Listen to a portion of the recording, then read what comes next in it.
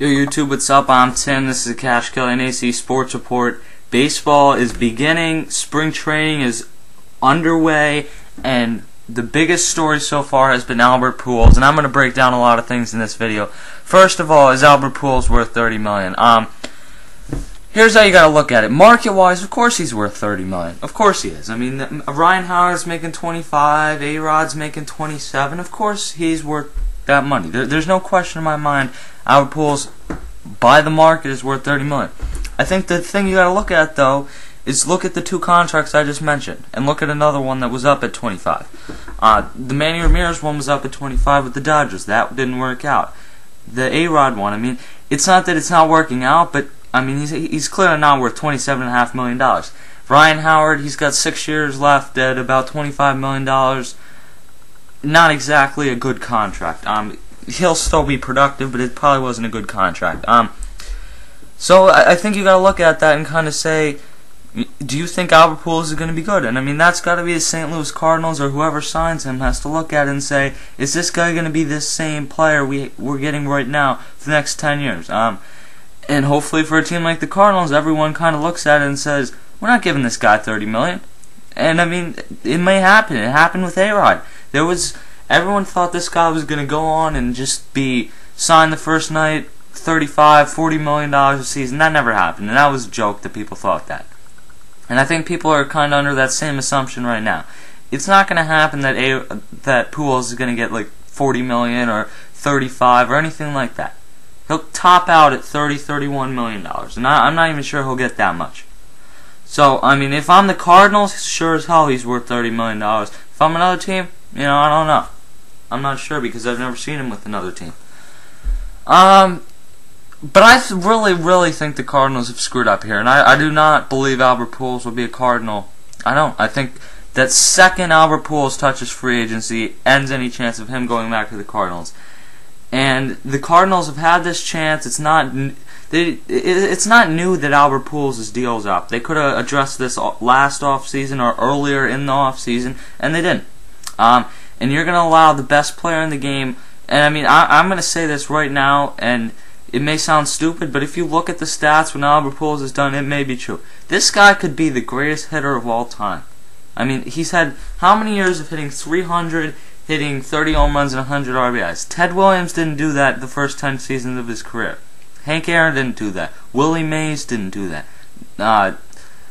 I mean, I'm trying to think of guys off the top of my head. Jimmy Fox didn't do that. None of these guys were doing this through the first 10 seasons of their career. Were they close? Yeah, maybe, but they weren't doing what Pujols is doing. I'm going to assume Pujols has done this all clean. I believe he has.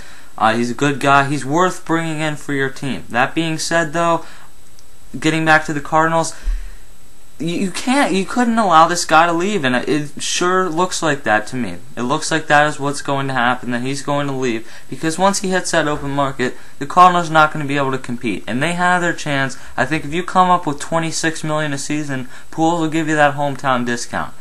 But what I heard on 97.5 The Fanatic today is they wanted to offer this guy $20 million a season. I mean, come on.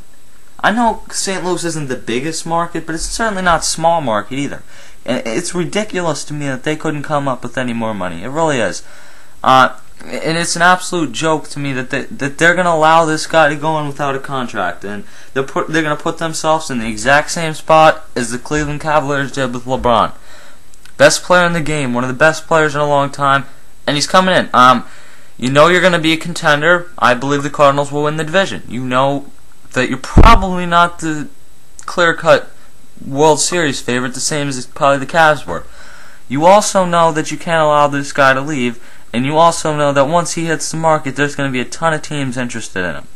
And you know you're going to be in it, but that the Cleveland Cavaliers were in the LeBron James sweepstakes, but how's that helping them now that he's wearing a Miami Heat jersey? It's not at all. The Cavs could not allow this to, or the Cavs couldn't allow LeBron to leave. He left. The Cardinals couldn't allow Pujols to leave. It looks like to me he's going to leave. I've heard a few interesting scenarios that Fox Sports brought up the other day that potentially they could be talking about if the Cardinals decided at the deadline to move him. A few scenarios. The first scenario they brought up was Teixeira for Pujols. Teixeira is probably the closest thing in the game you're going to get to Pujols, but he's not close to what Pujols is. Pujols is going to hit you 40, 45 home runs. Teixeira is going to hit you 25, 30, 35 tops home runs. He's a great player. He's not Albert Pujols. He's a tremendous fielder, but he's not Albert Pujols in the field. He's not going to hit for the average Pujols is. He's not going to have as many RBIs. That being said, though, he's still a top 5 first baseman in the game, no question.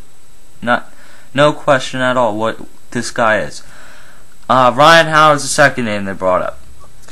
You know, Ryan Howard gets all this crap for striking out and everything, but the bottom line is he touches the same numbers power-wise that Pujols puts up. There's certainly no question Pujols is 2 times the player Ryan Howard is, but you know, if you're going to lose this guy, I think you'd rather have Ryan Howard or Mark Teixeira than not get anyone. But Howard is not a gold glove first baseman. He's a mediocre fielder. That's what it is. And he's worked his way to get up there. He's a pretty lousy fielder when he came up. So, you know, you got to give him that credit. He's from St. Louis, and in my opinion, this guy's an easier sell if you trade Pujols because he's a power hitter, because he's this long ball guy, because he's won a ring where really he was one of the guys carrying him.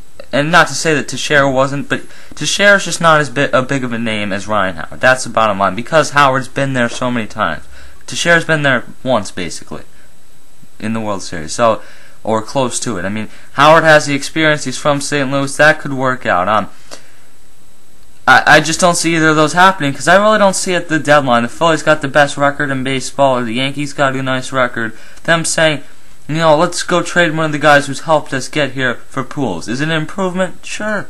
There's no question. But you're not going to do that at the deadline. And Pujols isn't going to allow it. He's got a no-trade clause. This guy's going to hit free agency, and it's going to be ugly for the Cardinals.